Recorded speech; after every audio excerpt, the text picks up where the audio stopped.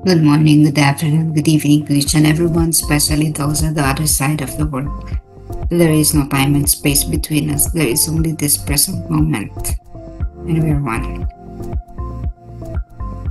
Today, let's look on diary entry number 1175. Fruit of the meditation. Whatever Jesus did, he did well.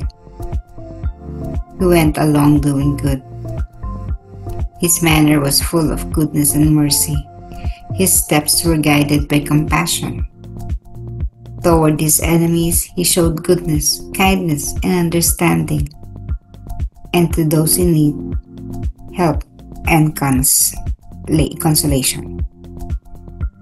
I have resolved to mirror faithfully these traits of Jesus in myself during this month, even if this costs me much. Bunga ng pagninilay-nilay. Ano man ang ginawa ni Jesus, ginawa niya ng mabuti. Sumama siya gumagawa ng mabuti. Puno ng kabutihan at awa ang kanyang gawi. Ang kanyang mga hakbang ay ginagabayan ng habag. Sa kanyang mga kaaway siya ay nagpakita ng kabutihan, kabaitan at pangunawa. At sa mga nangangailangan ng tulong at aliw. Napagpasyahan kong salaminin ng tapat ang katangiang ito ni Jesus sa aking sarili sa buwang ito. Kahit na malaki ang epekto nito sa akin. Fruit of the meditation. In her meditation, she was able to see Jesus doing very, very good all the things that he had done while here on earth. Talagang hindi ito ikukumpara sa kahit anong bagay. And Faustina showcased his positive traits, his attitudes. Ito yung sinabi niya, no? Towards his enemies, he showed goodness, kindness, and understanding. And to those in need, help and consolation. Normally, kapag tayo may kaaway, makikita natin yung ating hatred, no? Pag tayo may kaaway.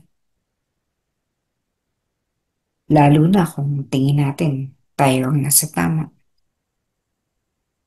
Pero kakaiba kapag naging baliktad ang ating gawi towards our enemies. Sabi nga dito, si Jesus, sa halip na magalit, pakita pa siya ng kabutihan, kindness, kabaitan, pangunawa o pag-unawa. Ito yung ipinakita ni Jesus sa kanyang mga kaaway. So halimbawa ng mga kaaway niya, yung mga Pariseyo, yung mga nagmamanman lagi sa kanya, no? Bawat kibot niya, may Pariseyo na nakaabang kung anong gagawin niya. At pagkatapos, sisiraan niya ang Panginoon. So ganun, sisiraan ng mga Pariseyo. So ganun ginagawa ng kalaban niya, nung may galit sa kanya. Pero, pag binaliktad mo naman, ano pa ang ginagawa ni Jesus sa kanila? So, sa halip na magalit talaga ang Panginoon. Nagpapakita siya ng kabutihan, kababaang loob, pangunawa, mga ganong bagay. Napakahirap, no? Ako, hindi naman po ako pumapatol talaga, hindi ako yung nakikipagsabayan sa kaaway. Pero,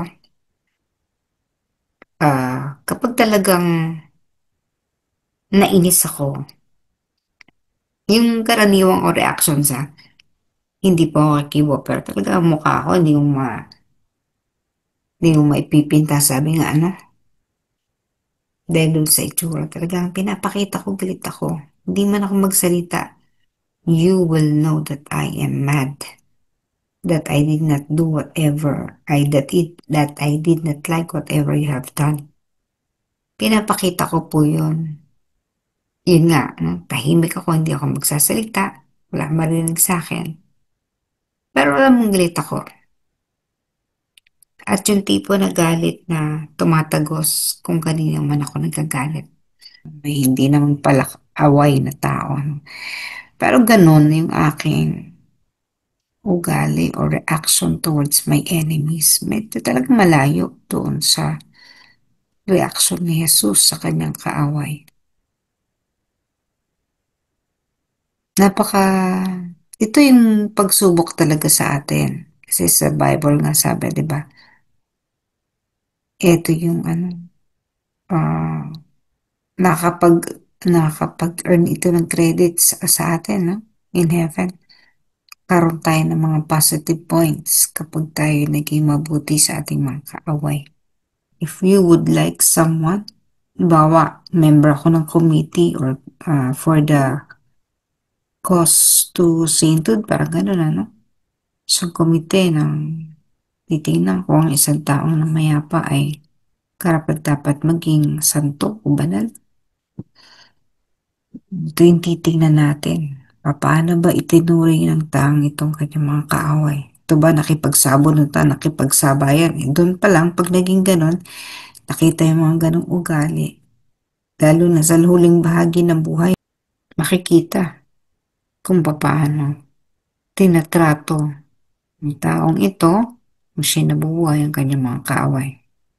Kaya makita pa lang na hindi maganda, naging pakikitungo niya sa kanyang kasamahan. Ay yun yung malayo pa sa pagiging banal. Pag-aralan natin kontrolin ang ating emosyon sapagkat isa iyan, emotional quotient na tinatawag na isa yan doon sa titingnan. Diyan ang magdedetermine kung anong klaseng tao ka, paano ka nabuhay sa mundo. Our challenge in this lifetime, tayo nabubuhay sa mundo, no? Papaano ba natin itatrato ang ating mga kalaban? So, do not look at them as balakid sa buhay. Huwag silang tingnan na very negative na parang, ito na naman to, sira-sira na ang araw ko, ganyan. No? Do not look at them as nuisance. Nuisance.